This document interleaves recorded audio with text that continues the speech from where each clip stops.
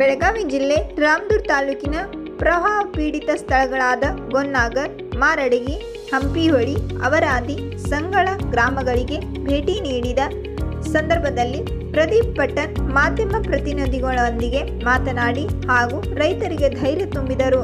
ಸ್ಥಳದಲ್ಲಿ ರಾಮದುರ್ಗ ತಹಶೀಲ್ದಾರ್ ಪ್ರಕಾಶ್ ಹೊಳೆಪ್ಪಗೋಳ್ ಅವರ ಜೊತೆಗೆ ದೂರವಾಣಿ ಮೂಲಕ ಮಾತನಾಡಿ ಮತ್ತು ಎಲ್ಲ ರೈತರಿಗೆ ಸರಿಯಾಗಿ ಬೆಳೆ ಹಾನಿ ಪರಿಹಾರ ಮುಟ್ಟಬೇಕು, ಯಾರಿಗೂ ಅನ್ಯಾಯ ಆಗಬಾರದು ಎಂದು ನೋಡಿಕೊಳ್ಳಿ ಅಂತ ಹೇಳಿದರು. ಮತ್ತು ಘಟಕ್ನೂರ್ ಹತ್ತಿರ ಬ್ರಿಡ್ಜ್ ಬ್ಯಾರೇಜ್ನ ಪೂಲ್ ಬಾಯಿಗೆ ಅಡ್ಡವಾಗಿ ಸಿಕ್ಕಿ ಹಾಕಿಕೊಂಡಿದ್ದ ಭಾರೀ ಪ್ರಮಾಣದ ಮರಗಳು ಹಾಗೂ ಇನ್ನಿತರ ಕಸ ಎಲ್ಲವನ್ನು ಜೆಸಿಬಿ ಮೂಲಕ ತೆಗೆಸಿ ನೀರಿನ ಹರಿವನ್ನು ಸರಳವಾಗಿಸಿದರು. ಈ ಸಂದರ್ಭದಲ್ಲಿ ಕೆಪಿಸಿಸಿ ಸದಸ್ಯರಾದ ಸುರೇಶ್ ಪತ್ತೇಪುರ್, ಬ್ಲಾಕ್ ಕಾಂಗ್ರೆಸ್ ಅಧ್ಯಕ್ಷರುಗಳಾದ ಜಿಬಿ ರಂಗನಗೌಡ್, ಸೋಮಶೇಖರ್, ಸಿದ್ಲಿಂಗಪ್ಪನವರ್, ಅನಿಕೇತ್ ಪಟ್ಟಣ್, ಗ್ರಾಮ ಪಂಚಾಯಿತಿ ಸದಸ್ಯರಾದ ಬಸವರಾಜ್ ಪ್ರಧಾನಿ, ರಮೇಶ್ ಬಂಡಿವಡ್ಡರ್, ಪರಪ್ಪ ಜಂಗ್ವಾಡ್, ಎಲ್ಲ ಊರಿನ ಗ್ರಾಮಸ್ಥರು ಪಾಲ್ಗೊಂಡಿದ್ದರು. ವರದಿ ಬಿಎಂ ಬಿಸ್ನಾಳ್.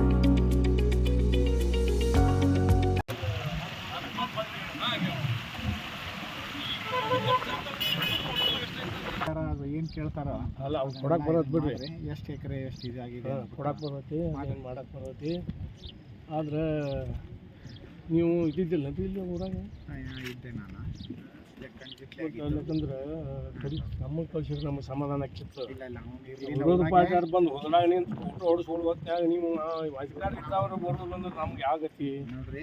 ಇಷ್ಟು ನಮಗೆ ಕೆಟ್ಟ. ಆಮೇಲೆ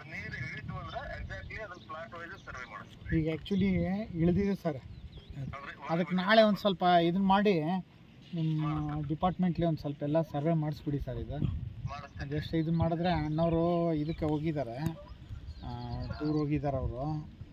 ಅದಕ್ಕೆ ಗೌರ್ಮೆಂಟಿಂದನೇ ಎಲ್ಲ ಇಲ್ಲಿ ಹಿಂಗೆ ಬರುತ್ತೆ, ಇದ್ರೊಳಗಿಂತ ಬಂದೈತಿ, ಇದ್ರೊಳಗೆ ಹಿಂಗೆ ಬರುತ್ತೆ.